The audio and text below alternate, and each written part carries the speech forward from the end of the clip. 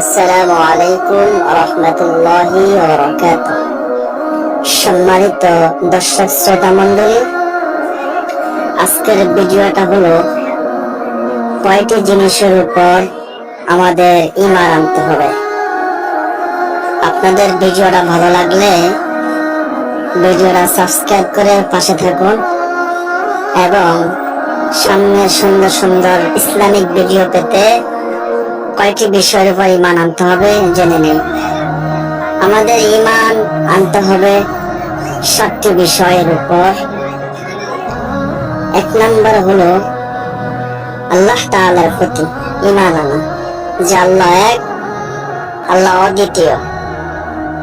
2 নম্বর হলো ফেরেশতাগণের প্রতি ঈমান আনতে হবে, যে আল্লাহ তাআলা এই তামাম বিশ্ব, আখিরাত, দুনিয়া সকল জায়গায় ফেরেশতাদেরকে বিচরণ করার জন্য সেই হিম্মত, সেই শক্তি দিয়েছেন।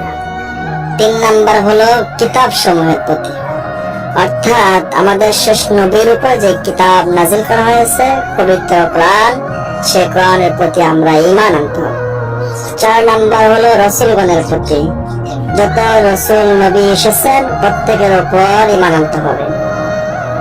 5 নম্বর হলো আখিরাত বা পরজীবনের প্রতি ঈমান আনতে হবে, যে আপনি মৃত্যুবরণ করার পর আপনি যেখানে থাকবেন সেটাই আখিরাত, সেটাই আমার মৃত্যু পরবর্তী জীবন।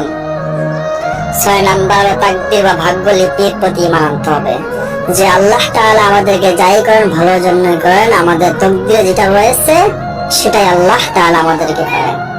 7 নম্বর হলো মৃত্যুর পর আল্লাহ তাআলা আবার জীবিত করবেন, এটা আমাদেরকে ঈমান আনতে হবে। সম্মানিত ভিউয়ার্স, এই 7টার প্রতি যদি একটাও কোনো আমাদের ঈমানে ঘাটতি থাকে তাহলে আল্লাহ তাআলা আমাদেরকে বেঈমান হিসাবে স্বীকৃতি দিবেন।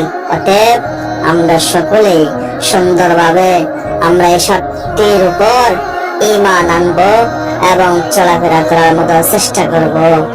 আসসালামু আলাইকুম রহমতুল্লাহি ওয়া বারাকাতুহু।